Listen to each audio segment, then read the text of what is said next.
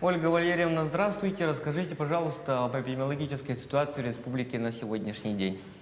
Добрый день, уважаемые жители Республики Саха-Якутия.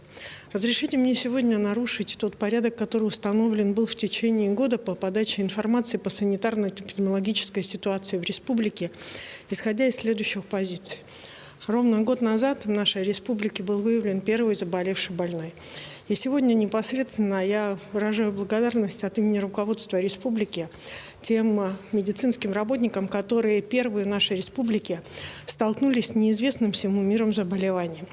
И это коллектив, прежде всего, Якутской городской республиканской клинической больницы, коллектив скорой помощи, которые впервые столкнувшись с этим заболеванием, не побоялись. Отдельное спасибо я хочу поблагодарить Ишниязову Викторию Николаевну и Иванову Владлену Васильевну.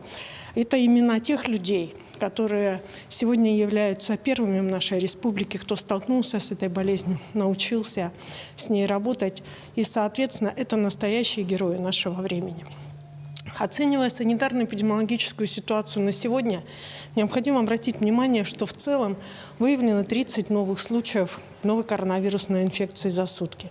В городе Якутске зафиксировано 20 случаев. Определенная стабильность в виде 20 случаев фиксируется на территории города Якутска, но тем не менее с учетом повышения порога эпидситуации по ОРВИ необходимо достаточно четко помнить о необходимости соблюдения санитарно-эпидемиологических ограничений.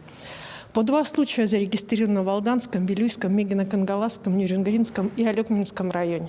За сутки проведено 1959 исследований. Всего с начала пандемии обработано 989 512 тестов. В республику на настоящий момент у нас поступило 56 412 доз вакцины. Первую вакцину получили 55 554 человека. У нас использовано 99,4% поступившей вакцины в республику. На настоящий момент мы ждем поступления второй партии этого периода марта месяца и, соответственно, ее распределения по районам республики. И ведем соответствующую предварительную запись.